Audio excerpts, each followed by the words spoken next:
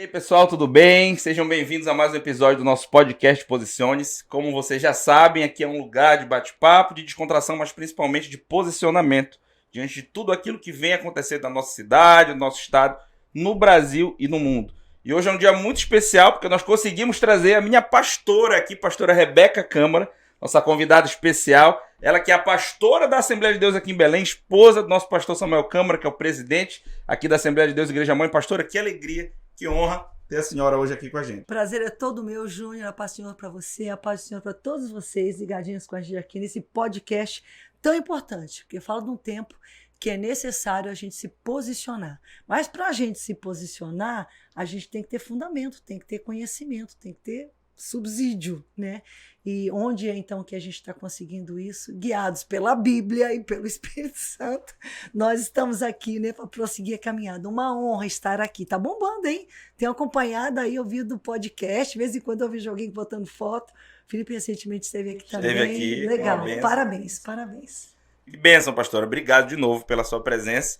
Pastora, temos muita coisa para cobrir aqui, mas a gente sempre começa pelo começo. Nos conte um pouco da sua história, o que lhe levou, juntamente com o nosso pastor Samuel Câmara, até estarem hoje aqui pastoreando a igreja em Belém. Conte tudo, não nos esconda nada. Olha, essa parte da gente estar aqui é totalmente o Senhor. Realmente eu nunca sonhei, nunca imaginei, nunca se moveu, arquitetou, pensou, nada. Exatamente pelo contrário, né? Eu achava que ia morrer no Amazonas. Eu amava aquela terra, amo aquela terra até hoje, mas de amar, senti, naquela época que estava lá, sentia que a nossa vida tinha tanto para ser feito lá, seria toda lá, mas Deus pensou diferente. Eu sou filha, Júnior, de missionários, de pastores.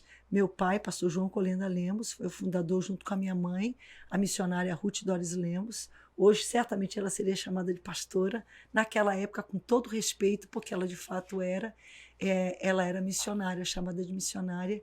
Eles fundaram um ano antes de eu nasci em 60, em 59. 58 foi feita a documentação e o primeiro ano que a escola funcionou foi 59, o IBAD, o Instituto Bíblico, que existe até hoje, de uma forma um pouco diferente, porque ele deixou de ser internato, como era, né? Foi durante toda a vida dos meus pais, mais de 50 anos. Mas foi o primeiro seminário, o primeiro Instituto Bíblico das Assembleias de Deus no Brasil. Num período difícil, num período em que nem todo mundo era a favor. Incrivelmente, você pode pensar, eles eram contra que estudasse a Bíblia? Eram. Se achava que ali, então, ia a modernidade, né, ia entrar. E, na verdade, a gente entende hoje a importância de estudar a palavra e conhecer a palavra, e conforme está em Timóteo, que a gente saiba, seja encontrado um obreiro preparado para manejar bem a palavra da verdade, que é inclusive o versículo tema do IBAD. Então eu fui criada dentro dessa escola, dentro do seminário, literalmente. A nossa casa ficava dentro do campus. Eu tenho uma irmã gêmea e um irmão mais velho, 4 anos. Eu sou a caçula. E a gente foi criada ali na obra, né, nos bancos da igreja, dormindo, né, para baixo, para cima, viajando com os pais. As férias, meus pais, graças a Deus, sempre tiravam um tempo de descanso, mas via de regra era associado a algum lugar que eles precisavam ir para pregar, algum congresso, alguma coisa. Então eles iam e depois ficavam mais uns dias com a gente. Então a minha vida assim foi totalmente desde o seu início na obra. E o IBAD, claro, que tinha uma ênfase missionária muito forte. Então eu fui criada orando muito nessa área específica de missões. Com 12 anos, e de 72, eu senti, eu fui tocada pelo Espírito Santo de Deus, e eu digo que ali, com aquela idade, eu recebi um chamado. Então, com 12 anos de idade, eu já sabia o que eu queria fazer com a minha vida. O que eu queria? Eu queria servir a Deus em algum campo missionário, em algum lugar. E eu tinha o meu campo de predileção, que eu orava, porque a IBAD tinha, cada dia era dedicado a um dia, eram os países de fala portuguesa. Então eu pensava, de repente, que seria Angola, Moçambique, né, algum lugar, mas era o Brasil mesmo, que Deus tinha para a minha vida. E eu conheci o Samuel no IBAD. Ele foi o primeiro aluno do Amazonas que foi estudar lá. E eu me lembro que a primeira vez que eu vi o Samuel, a gente tinha acabado de chegar da América de um período de descanso com os pais. Papai veio na frente, ele já conhecia todo mundo. Eu me lembro que a gente entrou assim no pátio do IBAD, ele estava em pé, debaixo de uma jabuticabeira, que está lá até hoje. E eu falei, papai, quem é aquele rapaz? Ele falou, aquele é o rapaz, é o amazonense, o nosso índio do Amazonas. Porque quando vinha o Amazonas, esperava um tio, uma estampa um pouco diferente. Chega o Samuel, eu disse, então, Da floresta. mas só que ele era um rapaz meio claro, alto, não era bem o tipo assim, típico, mas mesmo assim virou meio que a piada. Daí eu falei, interessante, me chamou a atenção. Mas ao longo do curso dele, daí no terceiro ano dele, que foi o último ano dele de IBAD, a gente começou, só que era proibido namorar no IBAD. Então era aquela coisa super velada, super cuidadosa, eu não queria também desobedecer meus pais, eu respeitava muito, né? Mas mais tarde um pouco eu fui estudar fora, como era típico de filhos de missionários. Eu voltei para a América, eu ganhei uma bolsa de estudo no mesmo seminário que meu pai tinha estudado, o Central Bible College, em Springfield, que é a sede da Assembleia de Deus Americana, naquela cidade. E eu fui estudar, então, Bíblia e música. Música era a minha coisa do coração, né? Eu já tinha estudado desde cedo, mamãe começou a ensinar piano em casa, então a música também é uma coisa sempre foi muito presente na minha vida. Mas com aquele chamado. Então, eu engatei, por assim dizer, esse namoro com Samuel, e fiquei 76, 77 no Brasil ainda, e daí, no final de 77, eu fui para a América, onde fiquei até 81. Eu vim uma vez ao Brasil, nesse inteirinho apenas. As coisas eram muito difíceis naquela época, né? Financeiramente. Hoje, assim, a gente vê que missionários vão e voltam com mais frequência. Naquela época era a cada 4 anos. Então, eu fiquei muito tempo longe dos meus pais, esse tempo longe do Samuel. Mas a gente vê realmente o plano de Deus, porque a gente nunca desmanchou. Da feita que a gente começou a namorar até casar, não que seja um problema, alguém pode até desmanchar e depois casar, amém. Mas no nosso caso, nós não desmanchamos. E para mim, assim, era importantíssimo que ele tivesse o chamado que eu tinha. Porque eu sabia, eu sei que você vai tratar isso um pouquinho mais na frente, que eu seguiria meu esposo. Então a gente tem que ter muito cuidado quem que a gente escolhe, porque queira ou não, eu sei que eu tenho influenciado, sem dúvida, é inevitável isso, a vida dele, as escolhas, o que a nossa vida se tornou, mas eu tinha total entendimento também que com quem eu casasse, eu iria, né, seguir. Então, que eu cuidasse de qual cabeça que eu estava escolhendo, porque eu tinha um chamado muito claro e definido na minha vida. E daí a gente casou, ao final dos meus 3 anos fiquei 3 anos e meio na América, terminei ainda o ensino médio lá, o high school, e daí fiz college, né, e me formei, e vim para o Amazonas. Ele era pastor ainda, estava ali em vias de transferência para Manaus, mas era ainda pastor em Puraquequara, que hoje é uma cidade nem tão distante de Manaus, acessível por terra. Mas naquele tempo não, era 3 horas e meia de recreio, de barco para chegar lá. E tinha um barquinho também da própria igreja que a gente, né, era a nossa casa, a pastoral e a igreja eram na margem do Rio Amazonas. Tinha o lago de Puraquequara, mas a igreja era no rio. E era para o lado que ficava o canal, onde passavam as embarcações. Então, à noite fazia aquele banzeiro, aquelas ondas. Um mundo completamente diferente do meu, outro mundo. Mas Deus preparou tudo. Não muito tempo depois a gente veio para Manaus. E lá ficamos 16 anos. E fazem mais 25 anos e meio que nós estamos aqui no norte, aqui em Belém do Pará, que é uma coisa assim que eu até hoje fiz. É o lugar onde eu mais tempo vivi na minha vida, que eu saí da minha cidade com 17. Morei em Manaus 16, aqui estou há 25. Já completos, 25 anos e meio. Dia 11, 3 dias atrás, eu completei 41 anos de casada. Deus nos deu 3 filhos, o Felipe é o mais velho, o André e a Tereza. Eles todos são casados, nós temos 8 netos e Deus tem sido muito bom. Acho que é um resumo, tá aí.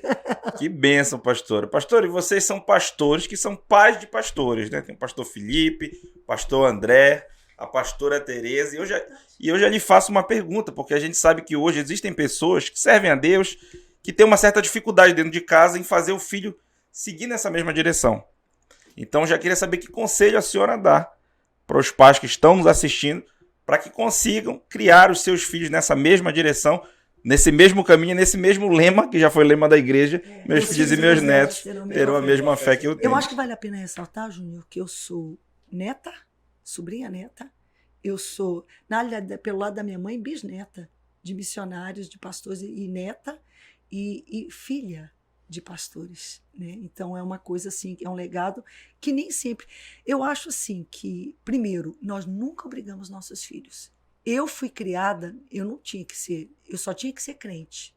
Minha mãe, minha filha, você pode ser, ela dizia assim, você pode ser da limpeza pública, você pode ser o que você quiser na sua vida, contanto que você seja crente. Eu ouvi isso, Juninho, a minha vida inteira. E quer saber? Eu falei isso a minha vida inteira para os meus filhos. Mas hoje, olhando em retrospectiva, eu entendo, e de alguma forma, com toda a ocupação que a minha mãe tinha, porque naquele tempo, por exemplo, o IBAD, os meus pais e alguns missionários e professores que se juntaram a eles eram o IBAD. Então, eles mantinham uma escola com inicialmente 2 turmas, primeiro e segundo ano. Depois, mais tarde, a escola cresceu muito, foi para 3º ano, se não me engano, depois até 4º ano agora. Mas, assim, depois tinha que ter mais do que uma turma, porque as turmas não cabiam tudo numa sala de aula. Então, tinha muita aula para dar. Então, a minha mãe e meu pai davam aula a manhã inteira, dando aula, entendeu? Mesmo assim, a mamãe fazia comida para a gente, cuidava da gente, botava para o colégio. Então, assim, a minha mãe foi muito presente. O que eu percebo hoje, eu julgo hoje, olhando para a minha criação e depois para aquilo que eu elegi fazer com os meus filhos e que eu percebo que provavelmente foi muito importante? Tempo. Você, ai, mãe Beca, mas eu tenho que a minha mãe trabalhava, mas ela não era ausente da minha vida. Quando ela estava lá, ela estava disponível para mim. Então eu percebo que hoje a gente tem literalmente a gente é uma onda avassaladora de atividades, de coisas que querem nos assaltar, nos tomar, nos roubar. Como se isso não bastasse, ainda existe isso aqui. Isso aqui não vai para o céu com você, tá? Não é do diabo, não, mas não vai para o céu contigo. Tem que ter cuidado. Por quê? Porque senão, se você descuidar, você está com a criança, mas você não está com ela. Por quê? Porque ela está com um desses na mão e você está com outro. Então, vocês estão ali lado a lado fisicamente, mas estão distantes. Não há tempo, não há conexão. Então, para você influenciar qualquer pessoa, inclusive seus filhos, você tem que ter conexão com eles. Quanto mais forte for a conexão que um pai e uma mãe estabelecem com o filho, mais ele pode influenciar. Agora, da mesma forma que foi também com os meus pais, onde houve essa conexão e eu procurei estabelecer, e para mim não tem jeito, é tirar tempo, né? Estando com o filho, brincando com o filho, cuidando de filho, fazendo lanche, fazendo comida. Eu parei minha vida por 10 anos, por assim dizer, para cuidar de criança, para os meus filhos. A Tereza foi ainda quem menos me teve, mesmo assim, até ela entrar, para ela começar a estudar, que foi com 5 anos, eu fiquei em casa.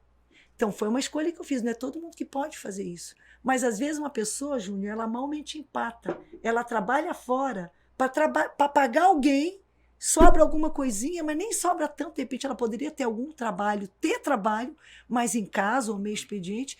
Por quê? Porque ela paga outra pessoa para cuidar do filho dela, em vez de ela mesma cuidar. Então, isso não é só para a mãe, não. É para o pai também. Então, vai ter filho? Cuida. Por quê? Porque é a única forma de estabelecer conexão. Agora, não obrigue nunca. Eu nunca fui obrigada a estar no ministério e nunca obrigamos nossos filhos. Quer ver uma história interessante? O André. O Felipe cedo manifestou que queria ser pastor. Ele fugiu por um tempo.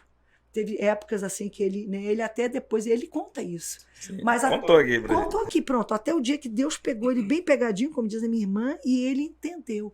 O André não disse, o André era crente, batizado no Espírito Santo, ativo na igreja, mas eu não vou ser pastor. Eu vou ser um homem de negócios, eu vou ganhar dinheiro para cuidar da minha mãe, do meu. Eu fiz, ele falou, amém, meu filho, contanto que você seja crente.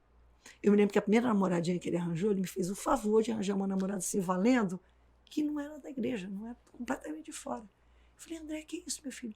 Não é só uma namorada. Eu digo, não é só uma namorada, não. Mas também não fiquei falando muito, não. Um dia, não demorou muito, não, questão de meses, alguns mesezinhos. Eu me lembro que eu estava ajoelhada orando, ele entrou, só eu escutei o barulhinho, mas era ali o meu lugar de orar. Ele veio bater o meu ombro e falou assim, pode parar de orar e jejuar, que eu já desmanchei. Como é que ele sabia que eu estava orando? Eu estava, entendeu? Ele sabia. Então, assim, depois não, graças a Deus não. Mas, assim, hoje o André é pastor. Ele se tornou, de fato, não impediu o sonho dele. Ele é um empresário muito bem sucedido, inclusive. O trabalho dele, por assim dizer, negócios, são ministeriais. Né? A plataforma do Três Palavrinhas é um ministério estupendo na vida de crianças. É isso que o André, esse é um dos projetos que ele está diretamente envolvido e toca. Então, assim, então Deus o abençoou, ele é muito bem sucedido, mas na hora certa. Mas nós, se perguntar, ele vai dizer, Tereza idem, e está aí onde ela está. Né? Essa semana passada eu ficava lá sentada na frente da televisão, vibrando de ver ela comandando ali a IBF. Pena que o Jantas não podia estar com ela, que tinha que trabalhar, mas é como a vida é. Então, quantas e quantas vezes o pastor, o esposo não pode, daí a esposa está ali, a gente vai também falar sobre isso daqui um pouquinho mais. Então, para mim, é não obrigar, mas estabelecer conexão, Júnior. Isso vale, inclusive, para você, com essa linda filhinha. Sim, estamos agora com a nossa nenezinha já trabalhando e planejando para criá-la da mesma forma que nós fomos criados, né? Dentro da igreja. Pastora, a senhora comentou sobre modernidade num dado momento. E a gente vê que nós fazemos parte de uma igreja que caminha para frente. Né? Não muitos anos atrás era comum a gente ouvir falar que televisão era coisa do diabo, e etc. E hoje a gente vê a igreja utilizando os meios de comunicação para fazer um trabalho missionário, para alcançarem mais vidas. Então nós temos aqui a missionária Rede Boas Novas. Queria que a senhora, sei que a senhora é muito ativa na Boas Novas, queria que a senhora nos contasse um pouco dessa história, como foi para a igreja quebrar esse paradigma e hoje tivesse ali uma rede de comunicação, de televisão, para estar fazendo o trabalho missionário também dentro de cada lar, pela televisão e pela rádio. Eu achei interessante, Júnior, quando a gente sentou aqui, o Júnior falou, mas Rebeca, eu não sou assim tão moderninho, não sou novo, mas esse negócio de podcast me convenceram e como está pegando. Existem coisas, Júnior, que a gente não planeja necessariamente do jeito e elas acontecem. Nós não podemos levar a glória da Boas Novas, porque a Boas Novas, da forma que ela é e surgiu, não foi bem pensado dessa forma. Na verdade, o nosso intuito, ao iniciar o projeto da Boas Novas, era adquirir uma rádio. A gente tinha programa de rádio, porque programa de rádio era o que todo mundo fazia. Não que a gente fosse contra a televisão, porque não era. Pelo contrário, eu me lembro que o Samuel desejava fazer alguma coisa na televisão. Havia um ou outro programa de televisão no Brasil, né? E ele acordava de manhã cedo, que geralmente era tudo muito cedo, que era o único horário que era acessível, que eles vendiam para igrejas e para evangélicos. Todos nós fizemos isso lá atrás, com Rex Humbert, com Jimmy Swaggart, aquele pessoal todo. Mas assim, lá, Nilson Fanini no Brasil, que acho que foi o primeiro, e tantos outros. Mas a gente assistia tudo, mas não havia um canal, havia só um ou outro programa. O que ainda já havia eram rádios. Então, naquele momento, a igreja tinha um programa de rádio, e eu me lembro que o Samuel queria fazer alguma coisa de televisão, mas a gente não tinha um recurso, era muito difícil, não tinha entrada, não tinha abertura, não tinha horários. E tinha um irmão da nossa igreja, que o Antônio Alves Joias, ele era chamado Antônio Alves, o nome dele, obviamente. E ele tinha, então, esses breaks comerciais da loja dele, que era de bijuterias. E o Samuel falou assim, não, eu queria. Ele falou, pastor, eu lhe dou 4 inserções por dia, eu comprei tantas, não sei quantas que ele tinha comprado, eu lhe dou 4 por dia de 30 segundos. Mas eu quero. Então, a Boas Novas começou com 4 inserções diárias de 30 segundos. E a gente, de vez em quando, eles colocam isso para a gente ver. E o Samuel ia gravar, às vezes era um negócio mais bem produzido, outras vezes ele ia gravar, e onde ele ia gravar era uma câmera só. E o Samuel queria dar uma impressão assim de que, né? Então, para não entrar assim, aquele negócio placado, ele virava seu rosto e começava a falar. E daí ele falava sempre alguma coisa muito parecia uma metralhadora. Né? Então, começava assim com a porta.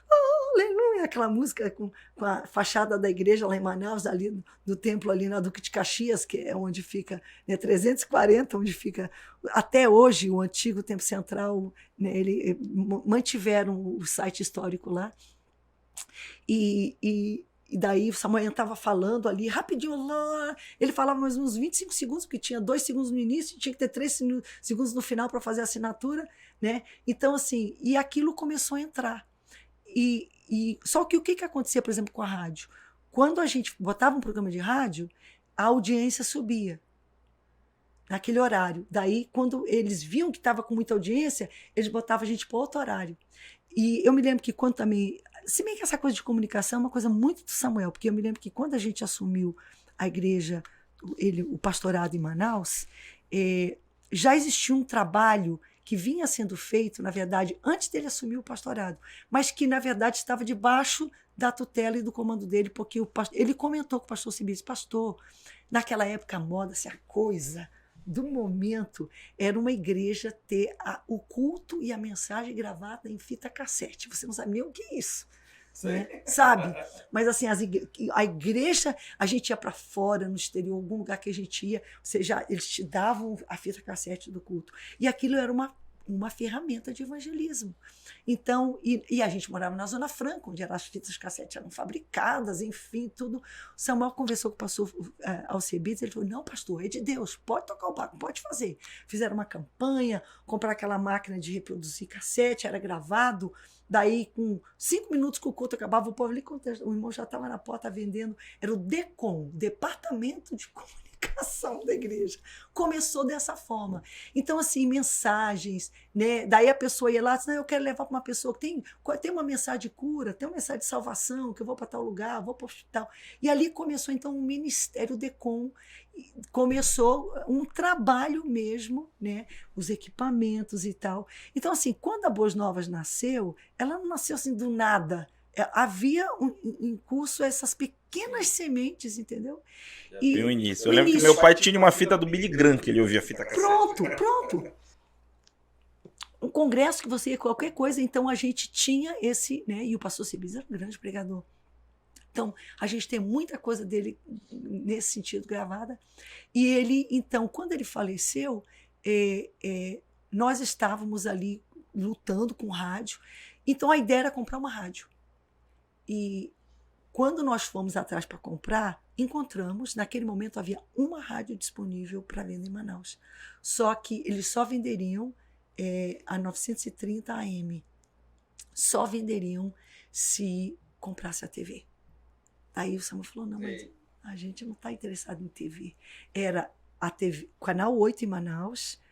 Àquela altura eles tinham licença para... Eles tinham 30 TVs no ar, eu acho que são 62 municípios no Amazonas. Tinha 30, por assim dizer, no ar, umas sim, outras não, mas enfim, era a rede, né, era de 30 TVs no interior, uma TV em Porto Velho e uma FM em Porto Velho. Tudo no pacote. Daí o Samuel falou, não, mas ele falou, tá, obrigada, e vamos orar. E fomos orar. E vamos, isso era janeiro. Final do ano, quando Samuel, o culto administrativo da Igreja de Manaus naquela época, o aniversário, hoje é feito antes, né? Mas naquele tempo, enfim, 1º de janeiro. 1º de janeiro à tarde, à noite, lá estava a igreja toda reunida, tinha culto dia de ano, mas de 1º de janeiro, ele apresentou a proposta para a aquisição de uma rádio. E daí fomos atrás, encontramos essa e falou, não é bem isso não, vamos continuar procurando. Mas continuaram. E quando foi mais ou menos assim, 15 de janeiro já, orando, o Samuel falou, Rebeca, Deus está falando no meu coração que essa é a porta. Essa é a porta, a igreja, começaram a orar e começou a vir confirmação e Deus falando e decidimos. Era uma loucura, porque para a aquisição, né? Mas 15 de março a gente teria que ser feito o primeiro pagamento. Aliás, acho que 15 de fevereiro era o primeiro pagamento. Não lembro bem, eu sei que a gente fez uma primeira entrada e tinha 45 dias para... Então, seria logo no início de fevereiro foi o primeiro pagamento e daí era uma entrada menor, tipo $100 mil, e a gente teria até 15 de março para pagar os $350 mil restantes da entrada de $450 mil.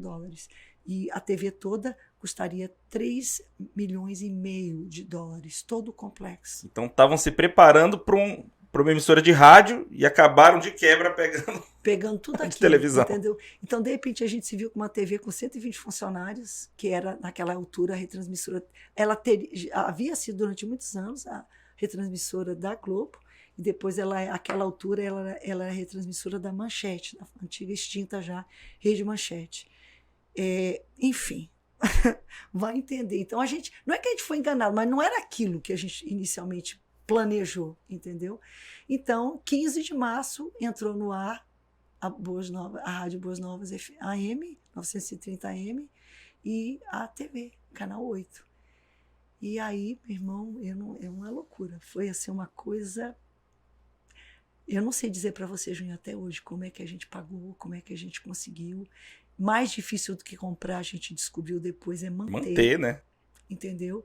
E foi justamente ali naquela altura que começou a questão de satélite, de aquisição, de transmissão via satélite. Já existia, mas a gente não usava, né? Daí eu me lembro que com 2 anos, 95, era o Dia do Amazonas, 5 de setembro de 1995, nós temos a nossa primeira transmissão via satélite. Para quem? Para quem tivesse, àquela altura, receptor de satélite na casa. Não tinha como fazer propaganda, não tinha rede social, não tinha. Mas mesmo naquela primeira transmissão, havia pessoas assistindo, e a ideia era a gente fazer dia 5, 6 e 7. Um clamor pelo Amazonas, um clamor, né? A gente estava acabando de pagar, uma mobilização para levantar os recursos para terminar de pagar, e empréstimos que tinham sido feitos, enfim, a gente pagou, mas ainda ficou devendo, né?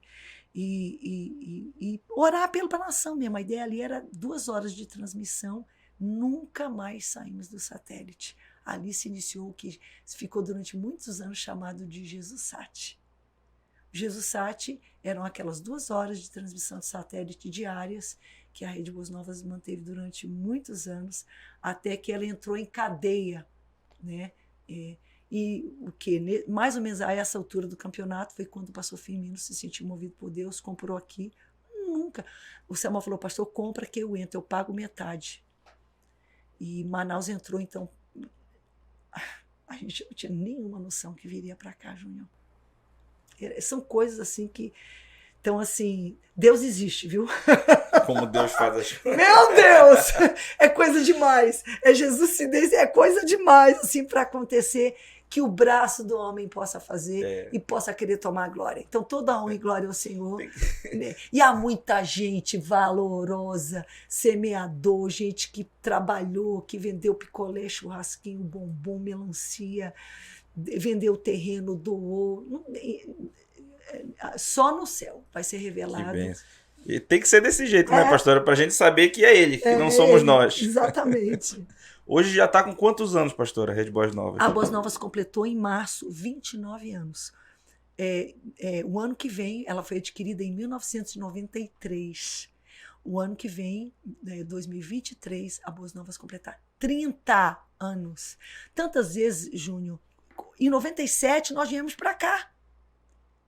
Da feita que a gente veio para cá, o Samuel liberou o Amazonas, a gente prosseguiu pagando, e Deus fez assim milagres, né?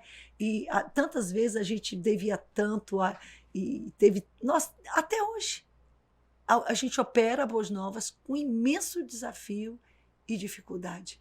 Claro que a essa altura, depois de 30 anos, ela se consolidou muito mais. Deus fez milagres, mandando parceiros. Na altura que a gente abriu o Centro de Produção do Rio de Janeiro, que ficou o quê? 10 anos operando, né? Foi uma bênção, nos colocou em outro patamar, e em tantas cidades do Brasil. Outro desafio agora, por exemplo, todas aquelas emissoras que foram abertas, se elas não se digitalizarem, elas prescrevem, elas saem do ar. Então, muitas saíram porque nós simplesmente não temos. Mas, assim, o que acontece? Alguém fala: e aí?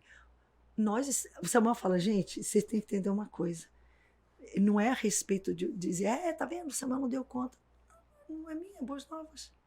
Eu só sou um lambaia. Ele, às vezes, até usa essa palavra. Eu só sou um mordomo. Ela é do Senhor. Então, onde o povo dele se levantar, porque isso é um dos grandes desafios. Em muitos lugares que nós colocamos no ar, nós conclamamos os líderes locais: cuidem da Boas Novas, botem programação, é com vocês. Tá, não entra por um tempo, mas se não tiver visão mesmo, chamado, porque é difícil, é trabalhoso, é muito, muito, muito trabalhoso. Então, assim,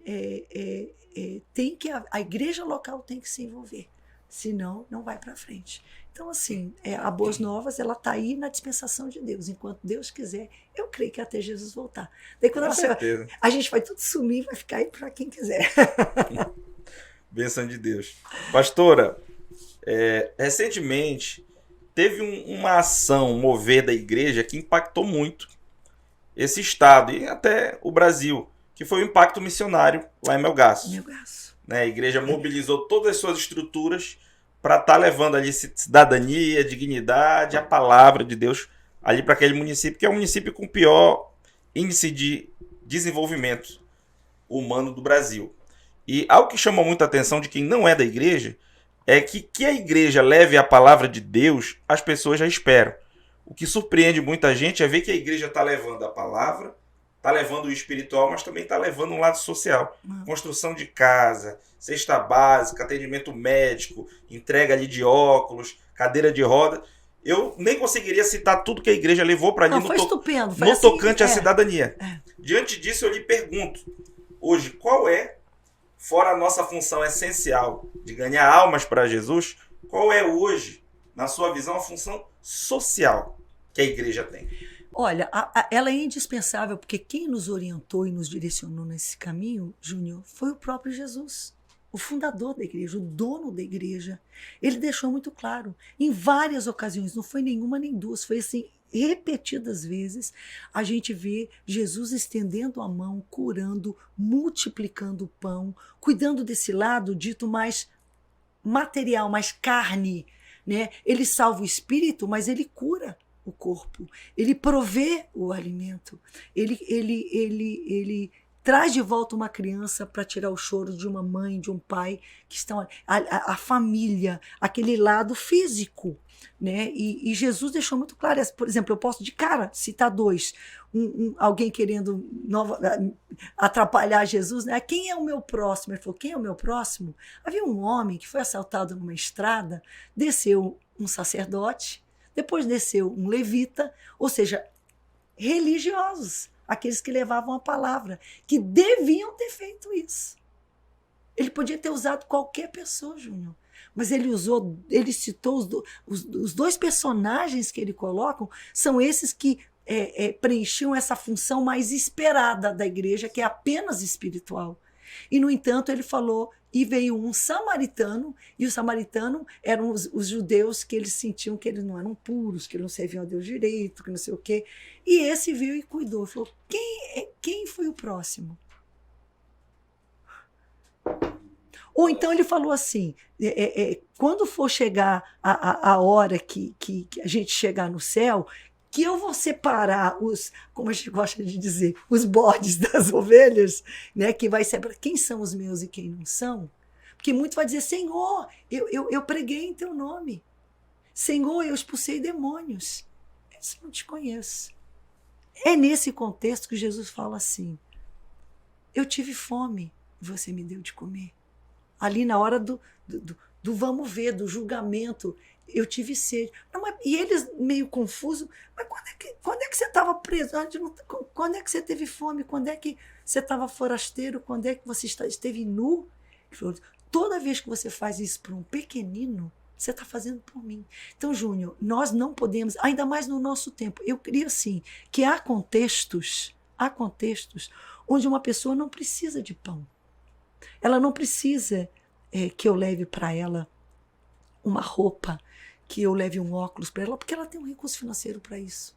Então, para essa pessoa, eu levo amor, eu levo companhia e eu levo o evangelho. Porque tem que entender uma coisa, sempre foi assim, Jesus era assim. A gente vai fazer diferente dele hoje, no nosso tempo, onde tudo é tão mais difícil. Para você compartilhar o evangelho, você tem que estabelecer relacionamento. Existe ainda aquela pessoa, olha só, dentro da minha Bíblia, eu ainda tenho. Esse folheto aqui eu peguei de uma Bíblia da minha mãe. E estava na Bíblia dela, que uma das Bíblias dela, não sei nem quanto tempo, pode ter 40 anos esse folheto da Sociedade Bíblica do Brasil. Você entregava uma porção bíblica dela. Tem valor isso ainda hoje? Tem. Mas a maioria dessas porções hoje bíblicas, elas não chegam dessa forma. Elas chegam aqui. No Face, no WhatsApp, certo? Raramente hoje você tem alguém na esquina. Amém. Mas hoje a pessoa até recebe e olha, porque é tanta informação que a pessoa recebe, Antigamente não tinha mídia, não tinha informação. Então, pouco de mídia que chegava, isso aqui é uma mídia. Isso aqui é mídia, gente. Chegava e te dava essa mídia. Pega, olha, alguém me deu. Olha uma foto colorida. Olha o que está escrito aqui. Porque mídia era uma coisa muito rara. Hoje não é tanta informação que para você, a pessoa dar atenção na tua mídia, você tem que dar atenção para ela, tem que criar vínculo, estabelecer relação. Então, o que acontece hoje? A igreja, se a pessoa então não precisa, eu só chego com a palavra. Agora, como é que eu vou chegar com uma pessoa que está passando fome, que está dentro de todas aquelas categorias que Jesus descreveu? Júnior, até 20 anos atrás, olha que nós já tivemos levas, é que o Brasil esquece, a gente esquece como sociedade. Nós já tivemos grandes levas, inclusive a leva que trouxe quando Daniel Berg e Gunavinha vieram para o Brasil, até contei isso, foi narrado na abertura. Aquilo foi durante um momento, lá no início, parece que assim, de século em século, há grandes movimentações. As grandes guerras também, Primeira e Segunda Guerra, causaram grandes migrações, em que pessoas saíram dos seus países e foram para outros lugares. Muita gente veio para a Amazônia prospectar borracha e tudo aquilo que a gente já sabe. Então, essas grandes movimentações, elas geram pessoas vindo de outros países. Mas nós, o Brasil, não tinha muito contato com refugiados. Mas com essas tragédias da Venezuela, do Haiti, aqui o norte do Brasil foi invadido por refugiados. Muitos agora ucranianos, muitos sírios, muitos africanos, pessoas fugindo de conflitos no norte da África. O Brasil vivencia uma grande onda. A gente sempre achava que só ia enviar pessoas para emigrar para outros países e hoje nós recebemos. Como é que estamos cuidando dessas pessoas? Com desprezo? Com preconceito? Ou estamos agindo como Jesus? Então, a igreja, para ser igreja de Cristo, ela não pode ignorar o social. Você tem que abraçar, você tem que visitar o preso, você tem que ir no hospital, você tem que ver o doente, você tem que vestir o nu, você tem que acolher o refugiado, o estrangeiro. A Bíblia chama de estrangeiro, mesma coisa. Então, assim, é só fazer o que Jesus mandou a gente fazer e que ele próprio fez. Bênção de Deus. E hoje a igreja tem dado aula no campo da cidadania, né? Temos a missão, e eu não vou conseguir citar todas, mas Puro Leite, levando leite materno, a missão de construção, construindo casa, a missão contra a fome, a missão nos presídios. A missão mais nova, a caçulinha, é de aletramento de adultos, alfabetização de adultos. Com a cópia da Bíblia, a gente descobriu tanta gente querendo e não sabe ler. Estamos aletrando. Aletramento é o termo técnico correto para você alfabetizar um adulto, que às vezes é semi-alfabetizado, que é o caso da maioria aqui no Brasil. A maioria teve alguma coisa, sabe desenhar um nome, mas não consegue ler, entender, escrever. Então, e é um processo que é possível, entendeu? Eu creio, Júnior, deixa eu ressaltar aqui, que você nem mencionou, mas a missão de cidadania. A missão de cidadania é uma missão, não é tão recente não, ela é antiga. Né? Ela, de alguma forma, já existia quando chegamos aqui e foi completamente, digamos, formalizada, se é que precisava, né? Eu acho que já estava, mas assim, foi efetivamente formalizada com nome. Aquela altura foi chamada de missão parlamentar e hoje é chamada de missão cidadania. O entendimento que nós temos de nos posicionarmos. Posicione-se. O que é posicionar? É ocupar uma posição. Eu não tenho como estar. Quantas vezes as pessoas... Que horror! Essas leis, essas coisas que estão fazendo, essas leis que estão promovendo, né? Agora eu tenho que dividir banheiro com pessoas de todo sexo, a minha no colégio, que material pedagógico, que está sendo... Que horror! A gente reclama, fala... Mas tem que entender, aquele fórum que decide e governa aquilo, aquele fórum é ocupado, quem se posiciona ali são pessoas que representam a sociedade. Então, se a sociedade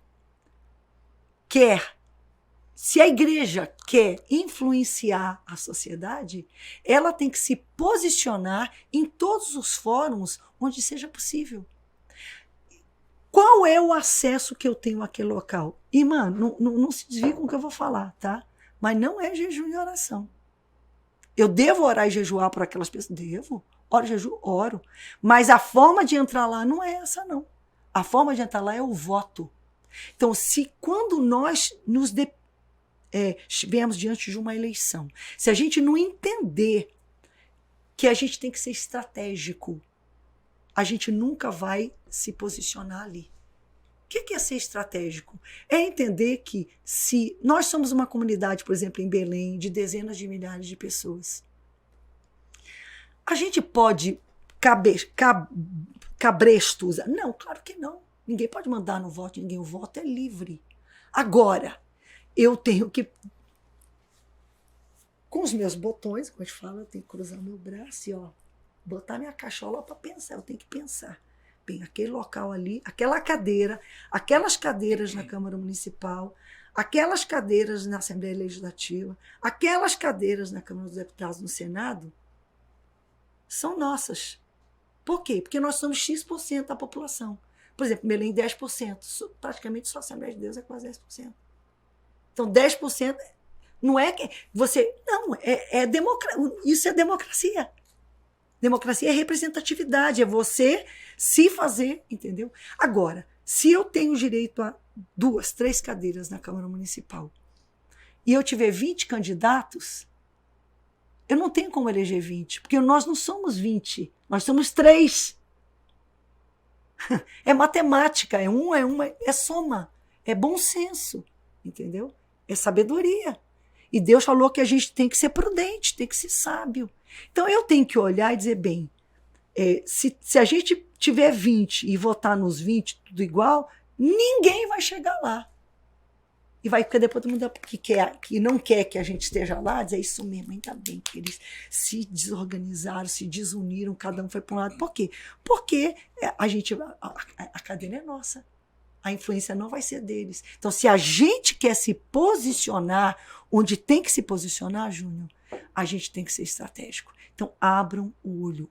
Ninguém é obrigado a nada, mas pense no que você vai fazer. Pensa o quão importante é aquele voto. E da gente ser estratégico no sentido de se unir em torno de pessoas. O que a igreja começou a fazer, então? Não ao bel prazer, porque é amigo do pastor, porque gosta, porque dá coisa para ele ou para um financeiro. Não, nada disso. Isso não é isso. Isso é política barata. Nós estamos falando de se posicionar, de ocupar espaço de estratégia. E nesse sentido, então, a igreja criou um fórum.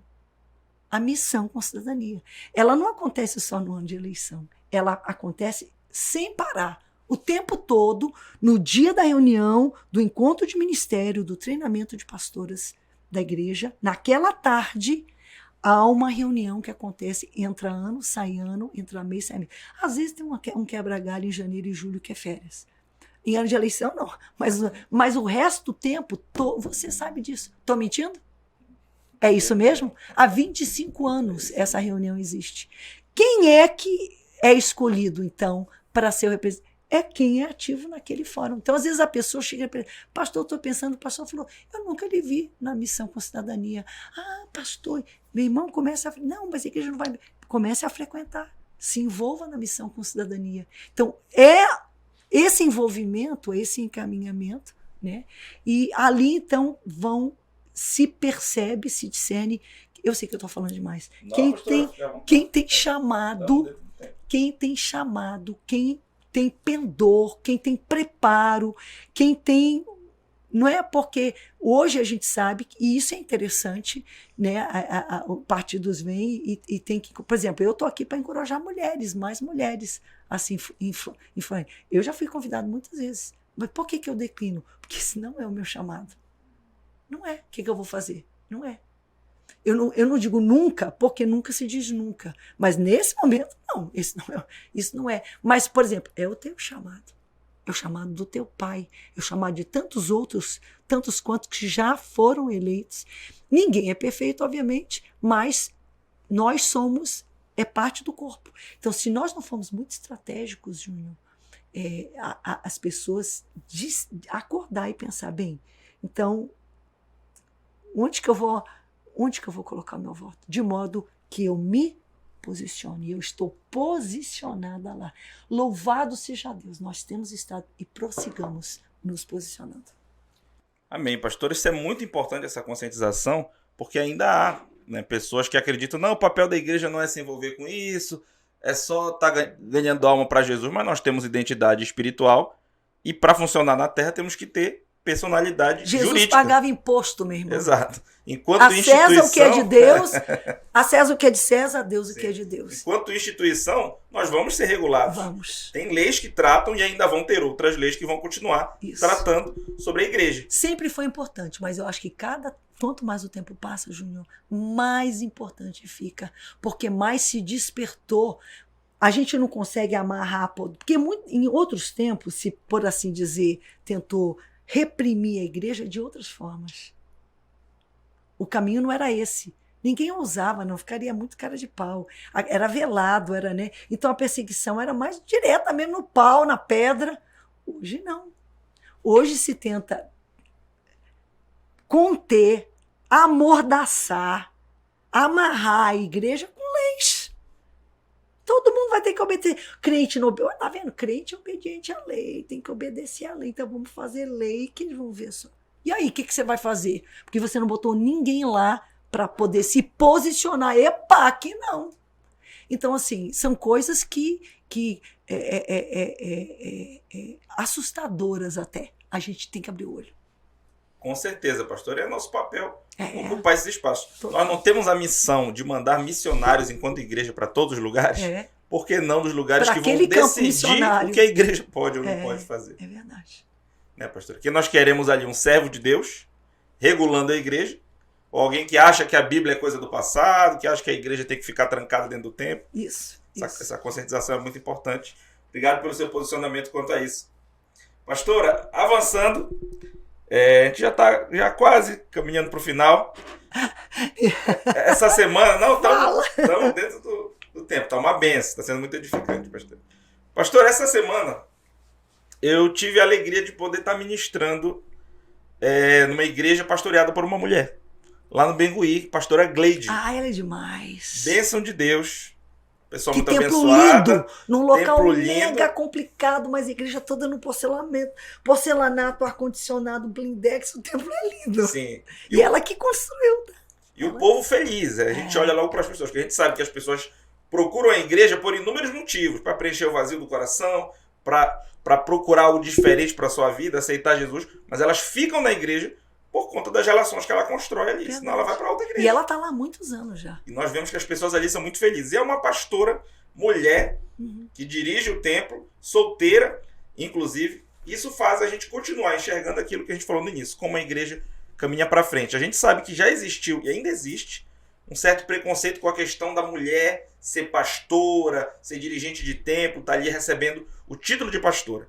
E recentemente eu estive na convenção e foi lindo de se ver quantas mulheres, não sei se chegou a mais de 100 mulheres, foram consagradas a pastora, ao pastorado na última convenção. Então eu queria que a senhora comentasse sobre a importância do pastorado feminino e qual a sua visão sobre isso. É interessante o que você falou agora há pouco, Júnior, sobre a mulher ser reconhecida e receber o título. Eu creio que já houve um tempo, e foi um tempo longo, e eu posso falar dele muito bem porque eu vivenciei isso com a minha mãe. A minha mãe era uma grande pregadora da palavra, uma grande ensinadora. Ela fez seminário, ela se preparou. Minha mãe era americana. E ela veio para o Brasil, ela falava português com um sotaque danado. Ela falava bem, porque o papai era um professor de português, professor de grego e professor de português. Então o papai ajudava muito a mamãe a corrigir. Ela tinha um português muito polido, um excelente vocabulário, mas tinha um sotaque. Mesmo assim, ela era uma grande ensinadora e pregadora da palavra. Então a minha mãe, nos anos 60 já, num tempo em que efetivamente a mulher tinha um ministério muito restrito na igreja. Variava, é óbvio, de estado para estado, de igreja para igreja, de cidade para cidade, né? Mas a gente sabe, por exemplo, tirando pelos primórdios da igreja, os nossos fundadores, Daniel Berg e Gunnar Wingren. Sarah Berg era uma mulher quieta, não era uma mulher de falar muito tal, era uma mulher mais afeita ao lar, mas era uma mulher de oração, era uma grande incentivadora do pastor Daniel Berg. Frida Wingren era uma enfermeira formada, fizera seminário antes de vir e era uma grande pregadora da palavra. Ela era uma mulher muito ativa. ela escrevia bem, ela era uma excelente fotógrafa, ela era uma excelente musicista, ela compunha, tocava instrumentos, ela foi uma grande ajudadora de Gunnar Wingren. Lina Nystrom também era uma mulher que ajudou, que cooperou. E assim por diante eu posso vir através das décadas falando, né? Eu posso falar, por exemplo, de quem eu conheci pessoalmente. Eu conheci pessoalmente, por exemplo, bem, Nessi Vasconcelos. Era uma mulher que não era essa clamor de púlpito, de nada, mas ela, naquele tempo, por exemplo, era muito incomum, ela era uma funcionária pública. O pastor Alcebiades era um homem muito à frente do tempo dele. Ele a incentivou. Por quê? Porque a necessidade deles era tão grande, o salário dele pastoral era tão pequeno, eles tinham filhos, era difícil até vesti-los. Ela quis empreender, ele a incentivou, ela passou num concurso e era uma funcionária pública. Mas eu me lembro, por exemplo, na igreja em Manaus, ela era professora da escola dominical, ou seja, ela era ativa na igreja, na posição que era possível ela ser naquele tempo. Então, que eu vejo, e a gente vê narrado, não só... Eu posso falar, por exemplo, Zélia Macalão, esposa do Paulo Macalão. Já ela era uma mulher muito ativa, que falava, que pregava, da mesma forma que minha mãe. Quando a mamãe ia pregar, ela era... Como é que ela ia pregar? Alguém pode dizer assim, mas como assim, então, se naquele tempo que mulher não tinha tanta oportunidade? Como é que a irmã Doris ia? É que a minha mãe dava aula no seminário. Os alunos formavam do IBAD, eles tinham ficado debaixo do ensino dela 1 ano, 2 anos. E tinham crescido, sabiam? Então, eles convidavam o papai, mas convidavam a mamãe.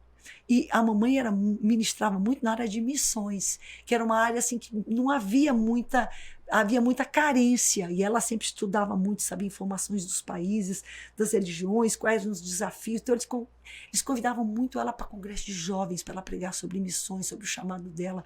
E ela era uma pessoa muito ungida, o papai também. Então eles pregavam. O papai pregava do púlpito de cima, a mamãe pregava do púlpito de baixo. Ela nem pescava mesmo, ela ia feliz da vida e pregava. Mas assim, então ela desenvolveu o ministério dela no púlpito, na mesa. O púlpito da minha mãe era uma mesa de sala de aula. Mas ela ministrou para milhares, influenciou milhares de mulheres e homens. Por que ela fez isso? Porque Deus chamou, Deus preparou e comissionou. Abram o IBAD, façam. Eles fizeram. O IBAD não foi rejeitado porque minha mãe estava dando aula. O IBAD foi rejeitado porque não queriam que tivesse aula. Homem, mulher, quem quer que seja. Mas quem é que deu aula no IBAD? Homens e mulheres igualmente. Por quê? Porque era quem tinha. Era quem estava disponível. E essa é a premissa, Júnior, da Bíblia e de hoje do trabalho que a Gleide faz e que qualquer mulher faz. É o chamado, o comissionamento do Espírito Santo de Deus, porque é Ele. Ninguém toma para si o pastorado. Ninguém. Se alguém, agora eu vou ser pastor, se for meu irmão, pode ser quem for, pode ter os diplomas que tiver. Se não for Deus, não vai para frente. Ninguém toma. A Bíblia fala isso. Então, quando uma pessoa é chamada, é comissionada, ela é adornada, o Espírito Santo adorna, como ele fez com Priscila, como ele fez com Júnia, como ele fez com Lídia, como ele fez com a mulher samaritana, como ele fez com as mulheres da Bíblia que a gente vê sendo, que Paulo menciona. Só você lá em Romanos 16, você vai ver uma lista. Sintique, Evódia, enfim, tantas mulheres que Deus usou de uma forma tremenda. E a gente vê que Paulo se refere a elas naquele contexto, que era um contexto... A gente tem que entender uma coisa. Quando a gente olha o ensinamento bíblico, ele até às vezes nos parece hoje um pouco retrógrado. Mas você não entende o quão revolucionário ele foi no tempo em que ele foi proferido. É só você voltar hoje no Afeganistão ou em países onde reina a Sharia e você vai ver que hoje, como a mulher é tratada, quais são os direitos que ela tem. Na Arábia Saudita, agora ano passado, que mulher pode dirigir. Então, a Bíblia, quando ela entra com as propostas que ela entrou, não hoje. Essas propostas hoje seriam escandalosas lá. Nós estamos falando 4, 5, 3 mil anos atrás. 2.000 anos atrás, Jesus. Então, assim, era algo estupendo. Paulo fala em Coríntios, não admito que uma mulher ensine. Mas no mesmo 1 Coríntios ele fala, não aceito também que uma mulher profetize com a cabeça descoberta. Ué, a mulher fala ou não fala? Então, do que ele estava falando? Eu creio, obviamente, que ele estava lidando. Mas eu não vou entrar nesse... Qual é, para mim, a premissa, Júnior? É o agir, o usar e o fluir do Espírito de Deus na vida de uma pessoa. Seja ele homem ou mulher. Então, eu vejo na minha mãe, eu vejo isso em Frida Wingren, eu vejo isso na vida de milhares, milhões de mulheres anônimas, que ninguém vai nem saber o nome para dizer aqui, que fundaram um círculo de oração, que levaram o trabalho para frente, que fundaram templos, sem número de templos aqui, que nasceram num ponto de pregação na casa de quem? De uma irmã. Às vezes o marido nem crente era. Mas a irmã abriu a casa dela para um ponto de pregação. E enquanto, por exemplo, quantos missionários a gente viu, quantas vezes eu vi pessoas, uma mulher sem enviada para um missionário, para trabalhar entre os índios. Por quê? Porque a mulher vai. Ela foi chamada, ela foi adornada, ela foi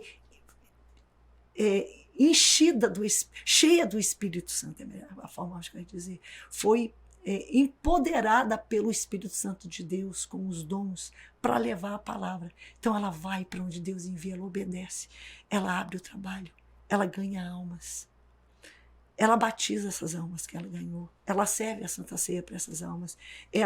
Você sabe o culto que eu mais fiz na minha vida, Júnior? Fúnebre. Por quê? Porque eles querem um pastor. Um pastor podia ir. Samuel Beca, por favor, vai que eu não posso ir. Eu ia. Ai, que bom. Nem existe negócio de pastor. Ali rapidinho eu já era pastora. O que eu mais fiz na minha vida foi culto fúnebre. Já fiz casamento, já fiz. O que eu mais fiz foi. Por quê? Porque onde você é mandado, você vai e faz. Então essa mulher fez culto fúnebre, ela fez tudo. Na maioria das vezes ela construiu. Ela ali, lado a lado, com as próprias mãos, com os irmãos, com as irmãs, edificaram o templo. Quando está tudo pronto, daí ela vai e liga, manda uma carta naquele tempo, né, para o pastor presidente. Pastor presidente, o trabalho está feito, a igreja precisa de um pastor. Ué, o que ela fez até ali? Que não pastorear. Ela fundou. Ela ganhou. Ela batizou. Ela ungiu. Ela tudo. Então, o que foi que ela fez? Qual é a premissa, então, para nós do reconhecimento, como você falou, de conferir o título? É simplesmente dar a chancela a quem o Espírito Santo chancelou. Quem sou eu? De discriminar, porque é homem, porque é mulher. Se na Bíblia, naquele tempo onde as coisas ainda eram tão difíceis, essa figura já existia, não era muito frequente, mas existia. Por exemplo, eu vejo Lucas, que trabalhava com Paulo, escrevendo que Priscila e Áquila ouviram Apolo, que era um homem cheio do Espírito, pregando, mas ele só conhecia até o batismo de João. Então, e o nome dela é colocado primeiro. Priscila e Áquila sentaram para ensinar. Por que Paulo diz, então, não aquilo? Obviamente, alguém estava querendo fazer uma distorção, ensinar a fazer uma coisa errada. Entendeu? Por quê? Porque eu vejo essas mulheres na Bíblia ensinando a palavra, ensinando o evangelho. Agora, não adianta você se insurgir, levantar bandeiras, porque mulher, não é por aí, não. Para mim, o ministério, como é na vida de um homem, é o reconhecimento do chamado e do mover de Deus através da vida daquela pessoa. Está feito que o Espírito Santo faz isso e nós reconhecemos. Então, essa pessoa, se é uma mulher, não vai deixar de ser reconhecido, porque não é.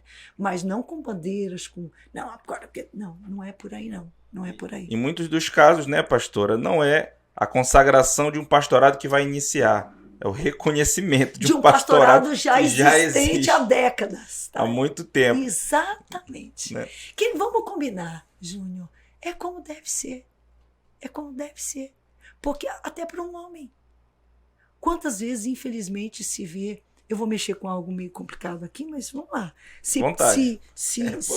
Posicione-se. Se consagrou pastores para poder ter voto numa eleição de convenção. Púlpito cheio de pessoas que não são pastores. Não são. Não tem propriamente o chamado. Não desenvolvem o ministério. São bons crentes, bons diáconos. Estragaram o diácono, consagraram ele. Não sou mais diácono, não. Quando o chamado dele é para ser diácono. Ou evangelista. Ou um homem de negócios que vai ser... Mas ali ele está, entendeu? E quando, na verdade, ele não tem um ministério, não há fruto, não há. Então, tá entendendo? Mas pode por quê? Não, porque precisa de... Quer dizer, se desvirtua para um lado e depois se fala que quando você reconhece o ministério de uma pessoa que há décadas está efetivamente desempenhando o ministério, não é reconhecido... Então, daí se chama isso de desvirtuar. Eu respeito, obviamente, quem pensa diferente, mas me posiciono dizendo que louvo a Deus pela vida do meu esposo, que se posicionou nesse sentido de reconhecer o chamado, o ministério desenvolvido através de uma pessoa, independente dela ser homem ou mulher. Bênção de Deus. Pastora, já para a gente finalizar esse tópico, mas eu achei muito interessante o que a senhora falou, eu queria comentar sobre a Bíblia. Tem muita gente que olha e fala, a Bíblia é machista, e não percebe o quão revolucionária. Como a senhora disse, ela foi. Pelo amor de Deus. Quem foi que Deus escolheu para ser a testemunha da ressurreição de Cristo? Foi uma mulher. Uma mulher. Se fosse para ser convincente, naquela época o testemunho da mulher não tinha valia. Tinha escolhido um homem, mas ele escolheu uma mulher. Diante do juízo, no tribunal, a palavra da mulher não teria. E, no entanto, ele foi e falou, não. Ele escolheu uma mulher. E ela foi e levou a notícia, e ela era fidedigna à palavra, porque todos creram. Olha só, que bênção. Pastora, vamos já para um ponto do nosso podcast, que é a pergunta posicione-se. A gente vai colocar um tópico, uma pergunta, a senhora se posiciona sobre esse tema.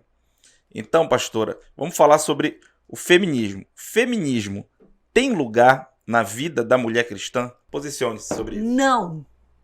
Machismo não tem lugar na vida de um homem cristão. Não tem lugar. E feminismo não tem lugar na vida de uma mulher cristã. Nunca teve, não tem e nunca terá. Porque todo mundo fala, com esse medo, porque agora, porque a igreja vai se liberalizar. A palavra é a palavra, Júnior. Ela se sustém. Deus se defende muito bem. Não fique com medinho, não. Deus se defende, ele protegerá a sua palavra, nos dará força. Não, machismo e feminismo, os dois não são para quem professa ser discípulo de Jesus Cristo. Por todos os motivos que eu não preciso nem entrar aqui. Entendeu? São, por exemplo, o machismo, ele tem raízes mais culturais, então ele é mais, por assim dizer, aceito. Para a Bíblia, não. Se você for olhar o que o machismo preconiza, para o que a Bíblia ensina, com toda, que por mais machista, como você falou, que alguém acha que a Bíblia seja negativo. O homem tem que amar a sua mulher como ele ama a si próprio, como Cristo amou. Para pensar, Cristo deu a vida por ela. Você está pronto para fazer o que a Bíblia está mandando? A mulher, por exemplo, a ser submissa. Júnior, quando... Vamos só traçar um paralelo que ajuda a gente a entender. Eu, às vezes, gosto de fazer isso, de repente aqui é um bom momento. Se você vai para o mundo secular dos negócios, qualquer, e você vai para uma empresa de capital misto. O que é uma empresa de capital? Que seja. Vamos lá. Capital, todo mundo já sabe, essa palavra até que já está mais, né? É aquilo que a gente precisa para começar um negócio. Então, por exemplo, você quer ser uma pipoqueira. Então, você precisa de um capital, de um recurso, que você pode conseguir um incentivo, alguém pode lhe doar, lhe dar uma oferta, que você compra o carrinho da pipoca, todo equipadinho, você compra as pipocas, os saquinhos, tudo que é necessário para começar aquele negócio. Só que não é só começar um negócio, você tem que manter aquele negócio. E para manter, existe uma coisa chamada capital de giro. Então, quando você vende, você gastou R$ 5,90 para fazer aquelas pipocas todas que você vendeu por R$ 20, digamos assim, por assim dizer, ou R$ 30. Então, se você emprestou o dinheiro para poder, né? Por que eu estou falando tudo isso? Só para a gente entender como o mundo, como os filhos das trevas são hábeis. Então, tudo isso funciona naquele mundo e ninguém questiona. Então, o que é uma empresa de capital misto? Uma empresa de capital misto é uma empresa que aquele capital, tanto o de aquisição e, portanto, de influência, e como aquilo vai continuar sendo gerido, porque quando eu falei o que tá capital de giro, é o dinheiro que você tem que guardar, daquele dinheiro, ganhei R$ 30, vou gastar os 30. Não, você não vai gastar os 30. Você pode até gastar 20, mas você vai ter que segurar 10, porque R$ 6 é para comprar o material e R$ 4 é para pagar o empréstimo que você fez para comprar aquilo. Então, se você não tiver cuidado para sempre estar resguardando, e o certo seria nem gastar só os 10, seria você tirar ainda mais uns 2 e guardar para crescer o seu negócio, para investir de volta nele. Então, eu estou pegando algo que é do mundo secular. Então, quando você tem uma empresa de capital misto, é quando você tem mais que uma pessoa. Então, se você companhia limitada, é quando é só você. Então, eu sou dono do carrinho de pipoca. Eu mando aqui. Quando eu sou solteira, eu mando a minha vida. Tem que entender uma coisa, Júnior, que muitas vezes as pessoas pensam, não, a mulher tem que se submeter ao homem, mas o homem não tem que se submeter. Ledo engano. Não existe isso. Não é questão de submissão, é questão de bom senso, de relacionamento. Uma mulher vai sim influenciar um homem e o homem vai influenciar a mulher. Você está em relacionamento com aquela pessoa. Está feita que você se casa com alguém, que você junta sociedade com ela. Por isso que a Bíblia fala, olha, não busque sociedade com quem você não tem o mesmo jugo. O jugo desigual. Ele usa essa palavra ilustrando aquele instrumento que puxa o boi, né? Porque se você pega uma carroça que é puxada por 2 bois, você bota um pequenininho, outro bem grandão, a carroça vai ficar assim, não vai para frente. Então as pessoas têm que ter essa paridade. E um elemento muito importante para ter essa paridade, por exemplo, que é o caso aqui do Ju, é a fé. Quanto mais coisas, obviamente, você tiver em comum. Então, agora, quando você está solteiro, você é companhia limitada, né? Que fala. Você é uma empresa que só você manda. Mas a feita que você faz sociedade com outra pessoa, então nós temos ali já uma empresa de capital misto. Agora, numa empresa de capital misto, digamos a Petrobras, ela é uma empresa de capital misto. O governo é parte de uma parte. Capital público, capital privado. Isso, mas é misto. Ali tem pessoas que compram ações e quanto mais ação elas tiver. Mas você acha que quanto que o governo detém de ação para ele ter a última palavra na Petrobras? Pelo menos 50, mais um. Ele tem que ter. Por quê? Porque não funciona uma empresa onde os dois mandam exatamente iguais. Por quê que não funciona? Simples, simples, simples. Ela está fadada a qualquer momento a rachar. Eu não concordo com você. Você é dono de 50, eu sou dono de 50. Pois você mande nos seus 50, que eu vou mandar nos meus 50 e tchau. Deus não fez casamento para rachar. Deus fez casamento para continuar. Engraçado que as empresas grandes, por que elas não fazem isso? Porque elas não querem achar, elas querem continuar. Então, alguém tem que ter a palavra final. Essa investidura do homem ser o cabeça, que tem uma irmã dizer assim, é o homem o cabeça, mas a mulher é o pescoço. Vira para onde quiser. Não deixa de ser. É engraçado que a Bíblia fala que o homem é a cabeça, mas a mulher é a edificadora. A mulher sabe, edifica, a insensata, com as próprias mãos, destrói.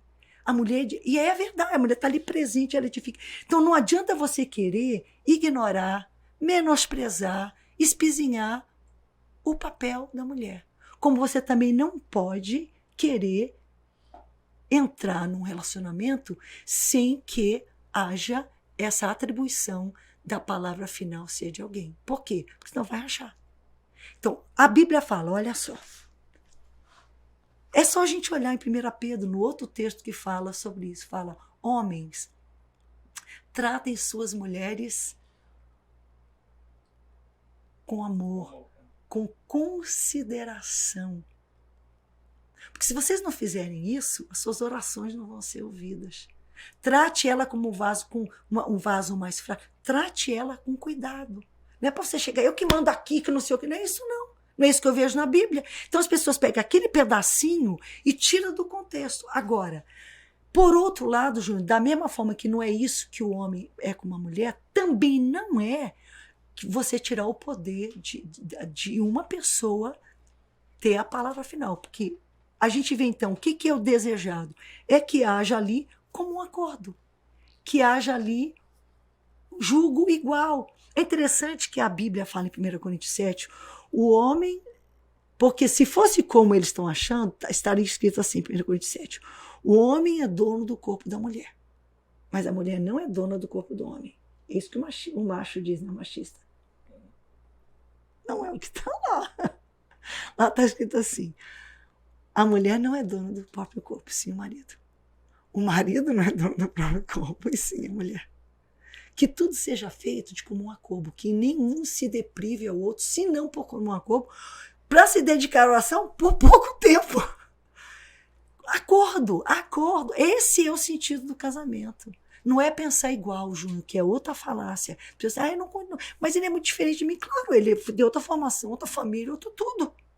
Não é pensar igual, é pensar junto, aprender a dialogar. Agora, havendo um impasse, vamos ou não vamos comprar essa casa? Vamos ou não vamos, sei lá, mudar para outra cidade? Faz muito bem qualquer casal que ouve um ao outro. Não faça as coisas na marra com a tua família, porque você está martelando a tua própria mão, porque a tua família, teus filhos, tua mulher são teu corpo. Está na Bíblia. Eu não creio na Bíblia, não faz diferença você crer ou não crer. É e acabou, porque Deus estabeleceu assim. Então, quando um homem vai todo o tempo ali, não, porque eu que mando, porque eu vou... Ele está martelando a própria mão dele, ele está se ferindo, ele não está vendo. E o que vai acontecer? Eventualmente aquilo vai ruir, não tem quem conserte. É Deus. Deus o quê? Porque você não olhou o que eu escrevi. Você olhou do jeito que você quis, mas não olhou o que estava lá. Havendo um impasse, tem que ter uma palavra final, Júnior. E a Bíblia deu essa atribuição ao marido, ao esposo. Então, eu vou ser sincera, eu estou casada com o Samuel ontem fez 41 anos. Nós nunca tivemos uma situação de impasse. Nós já tivemos situações em que ele perguntou o que eu achava, e eu dei minha opinião, ele deu a opinião dele, e ele fez como ele achava que devia ser feito. Não seguiu a minha opinião. Eu fiquei chateada em alguns momentos, fiquei. Mas, graças a Deus que ele não seguiu a minha opinião. Depois teve outros momentos que ele me pediu uma opinião, ele falou, Rebeca, você tem razão. E ele seguiu, graças a Deus que ele seguiu. E aí tem momentos que ele seguiu o que não deu muito bem. A gente, erros e acertos. Mas o que eu estou falando aqui, então? Agora, havendo impasse, tem que haver cabeça. Se num mundo, numa empresa é assim, a gente vai querer se meter, ser diferente do que a Bíblia ensina. Por que Deus está ensinando assim? Porque Ele quer que o casamento dure. Amém. Pastora, não sei se fez sentido. Fez muito sentido. Pronto. Com certeza, muita gente sendo edificada. Portanto, conhecimento, portanto, ensinamento. Não, imagina. Pastora, já vamos para a reta final, que é as perguntas. Nós abrimos uma caixinha de perguntas lá no Instagram, para as pessoas mandarem para a senhora. Aí eu vou abrir aqui, selecionar aqui umas 2 perguntas na ordem que mandaram, para a senhora responder aqui a gente. E eu entrego a pessoa aqui, viu? Eu falo o nome da pessoa que perguntou. Opa! Olha, pastor Ednei perguntou lá da Praça Brasil, muito querido. Perguntou, como é coordenar a coreografia das festas de aniversário da igreja e de onde vem a inspiração? E eu expando a pergunta dele. como é coordenar a festa inteira do aniversário da igreja. E de onde Não, vem a inspiração? eu coordeno uma pequena parte. Que a senhora está envolvida em tudo. Eu coordeno ali. Junto com o nosso pastor Samuel, o pastor Felipe e com toda a turma. Assim, as coisas, tem que entender, as coisas começam pequenas. Então, e na nossa Bíblia, na nossa vida, como isso serve até para a gente agora, que essa pergunta do pastor Ednei me deu a oportunidade de pensar algumas coisas que às vezes eu quero e estou esperando de Deus, mas Deus não dá tudo de uma vez porque a gente não iria aguentar, Júnior. Entendeu? Então eu comecei pequeno lá atrás, numa igreja pequena, fazendo algo ali, e foi indo. Então você vai adquirindo musculatura e vai, sobretudo, Júnior, criando equipe. Aquilo que a gente faz aqui em Belém só é possível porque tem muita gente trabalhando muito. E muita gente que fica com você. Então você tem que estabelecer relacionamento, você tem que respeitar as pessoas e ouvir as pessoas. Quando uma pessoa, a ideia que ela dá é utilizada, eu sinceramente, claro que tem muita coisa, é verdade, que nasce, o Espírito Santo me dá, e às vezes eu apresento para a equipe, então, pastora, massa, vamos fazer e tal, mas será que aqui eu digo, boa ideia? Então, às vezes a ideia que a pessoa tem, eu falei, olha, eu gostei mais da minha. Mas se a outra pessoa deu uma ideia melhor que a minha, pelo amor de Deus, eu vou fazer a ideia da pessoa. Porque não é a respeito de mim, é a respeito do reino. É para Deus, é para a igreja, é para a obra, entendeu? Então, quando alguém dá, tipo, cara, minha irmã, tua ideia é top, é melhor que, bora fazer assim, ou vamos juntar. Então, assim, esse trabalho intenso de equipe, né? E é uma trabalheira grande, mas, como eu falei, são anos e anos, por exemplo, só aqui em Belém são 25 anos. E eu já fazia isso quando vim para cá, antes de sair. A Boas Novas entrou na nossa vida, no momento, Júnior, justamente no ano que a Teresa começou a estudar. Não sei se foi coincidência, não, enfim. Mas foi assim, naquele momento que eu comecei a voltar novamente. Então, naquele primeiro ano, não, eu ficava mais, eu tinha medo e tal. Mas daí, no segundo ano, eu já comecei, na Páscoa tem que ter alguma coisa. Não? Então, aquilo que a gente fazia na igreja, e eu era maestrina na igreja, daí eu trazia para a tela da Boas Novas. Então, ali começou a melhorar um cenário, uma coisa, uma roupa, uma encenação, uma fala, entendeu? Então, as coisas vão começando e vão crescendo. Então, para mim, é musculatura, é tempo e pessoas. Pessoas, esse é o segredo. Amém. E de onde vem a inspiração? Do céu, pô. É de Deus. Hoje eu fiz o Voz Mulher com a Fábio e com o João Bernardo. E eu achei, ele foi tão lindo, ele falou assim, eu agradeço o Espírito, a Deus, a irmã Rebeca, e a Deus, o Espírito Santo que me deu. Ele reconheceu. E eu falei, Bernardo, foi exatamente isso. Quando eu tive a ideia, isso aqui podia ser narrado, a gente podia fazer, comecei a pensar o texto, porque era os 200 anos da independência, os fatos históricos, seria legal, chegar na barra. Na hora, João Bernardo. O nome veio na minha cabeça. Que é uma benção, Quem né? soprou?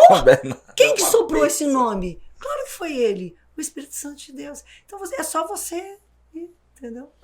Um abraço pro João Bernardo. Um abraço pro João Bernardo. Ele tá assistindo. Pra Fábio e pro Alexandre, essa família linda.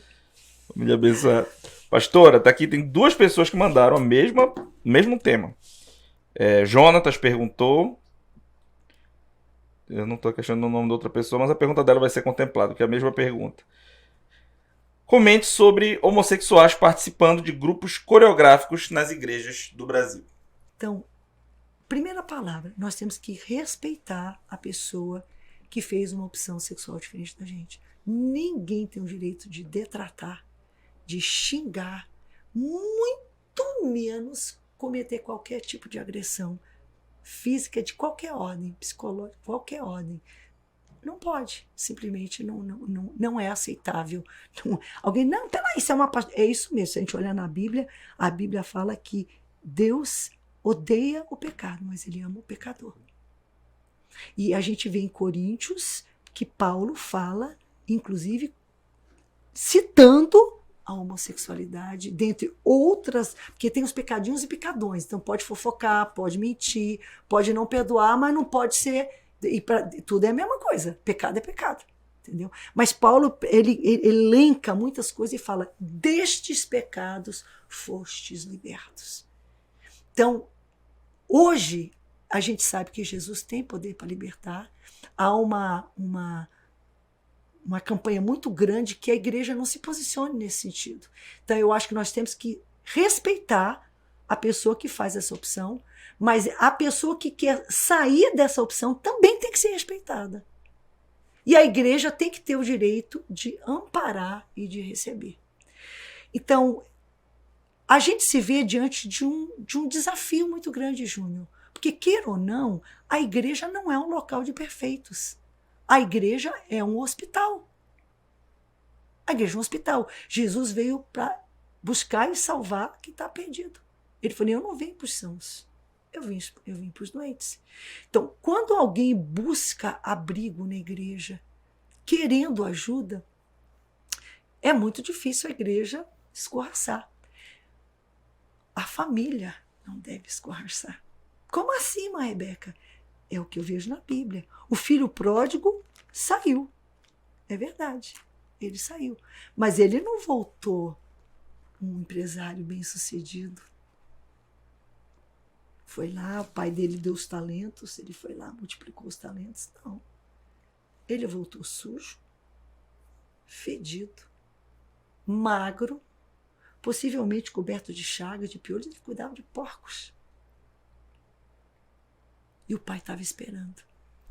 Então, o acolhimento do filho pródigo, a família, hoje está sendo preconizado, Júnior, e as pessoas estão acreditando que as famílias não têm mais a influência que elas tinham no passado. Não mudou nada.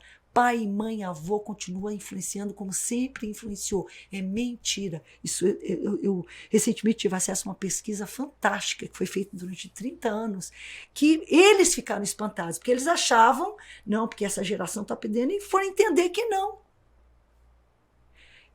O que a gente, então, tem que ter discernimento? É que nós não podemos generalizar. Então, as pessoas às vezes não veem isso, entendeu?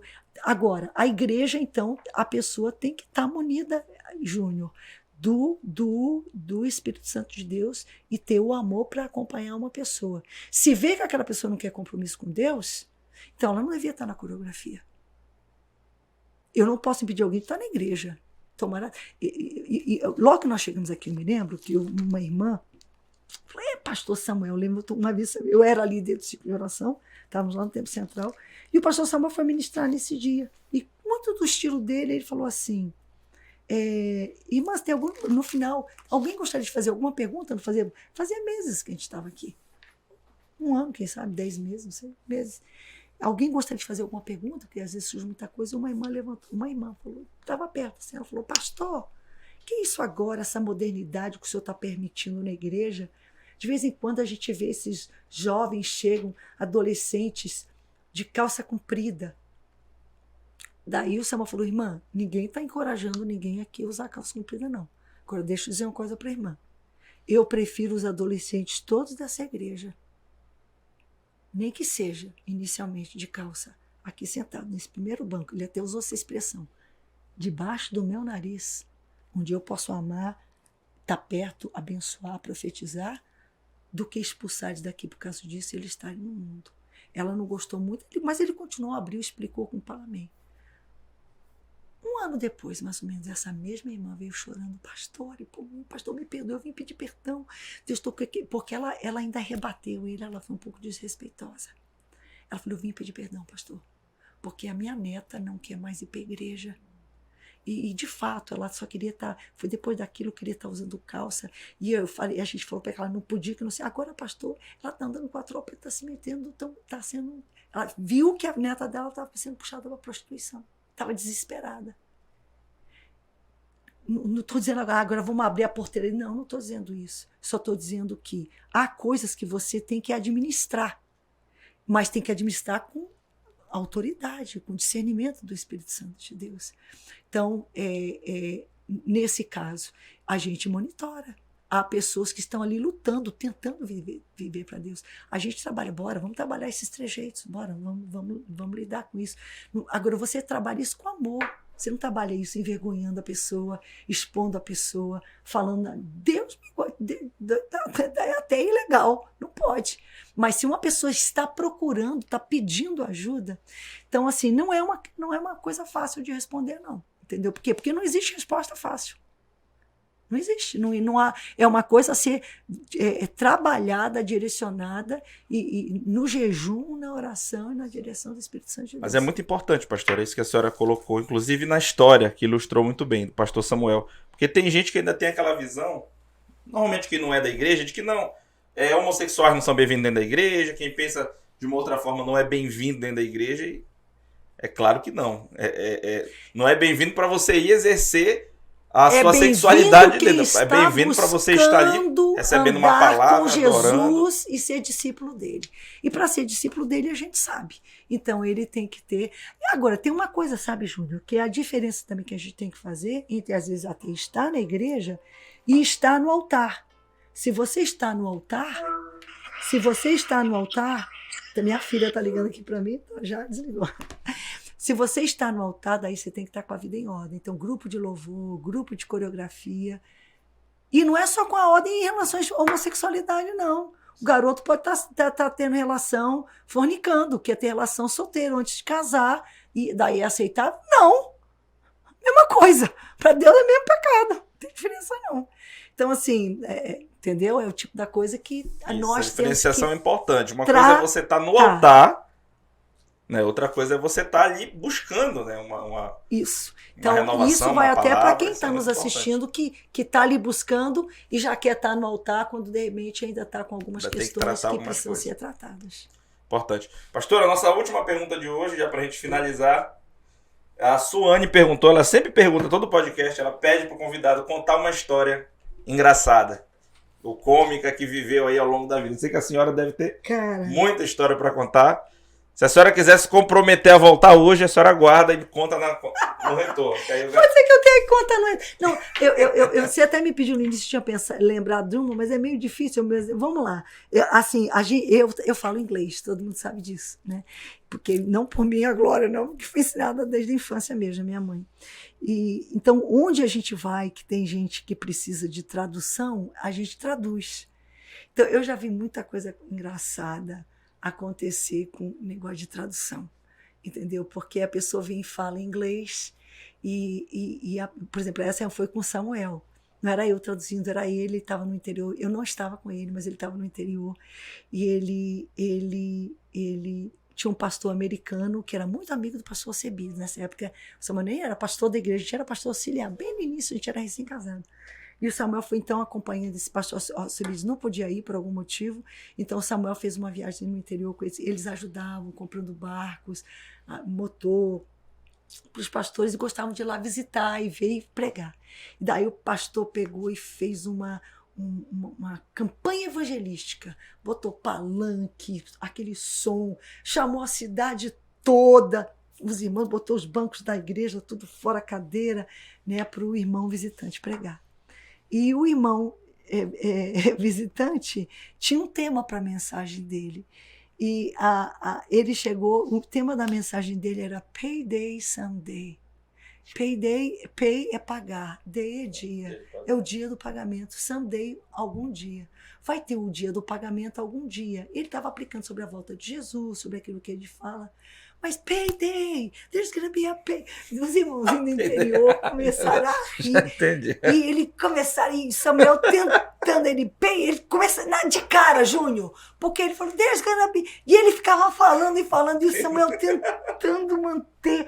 Assim, a gente já teve um monte dessas, assim, que o cara fala uma coisa, você vai traduzir, e Samuel, payday, irmãos, é o dia do pagamento. A equipe tá toda rindo aqui. Enfim, um monte de histórias. Eu vi outra vez contando, então vou tentar lembrar. Imagino. Pastora, foi uma bênção muito edificante para a vida, com certeza. Para mim, que estou aqui com a senhora, da nossa equipe e de todo mundo que está vendo. Queria lhe agradecer pela sua presença aqui. Foi uma honra. Que Deus continue abençoando a senhora, o nosso pastor e toda a família, que é muito querida de todos nós. Gente, olha só. Sal tem que estar fora do saleiro. Sal dentro do saleiro é sal dentro de um saleiro. Mas o sal que a Bíblia fala da gente salgar é sal fora. Sal fora do saleiro é uma metáfora para posicione-se. Posicione-se. Deus te abençoe, prossiga na sua caminhada, que o Senhor te levante grandemente. coroe a sua caminhada de êxito, Júnior. Tua, da Raquel, da filhinha de vocês, do deputado Raimundo Santos, da irmã Bela, enfim, e de tantos quantos dos nossos missionários parlamentares que estão aí nessa peleja, porque é uma peleja, que o Senhor dê vitória, que o Senhor guarde o nosso Estado. Amém, pastor. Que o Senhor guarde a nossa nação. Que o Senhor guarde a nossa nação. É a nossa oração. E para isso, a gente precisa se posicionar. Não esqueça aquilo que eu falei sobre o voto agora há pouco. É posicionamento, tá? Então, não perca a bênção. Amém. Vocês que nos assistiram, toda quinta-feira às 20 horas, tem Posicione, se acompanha lá no Instagram, no YouTube e no Facebook. Deus te abençoe e posicione-se.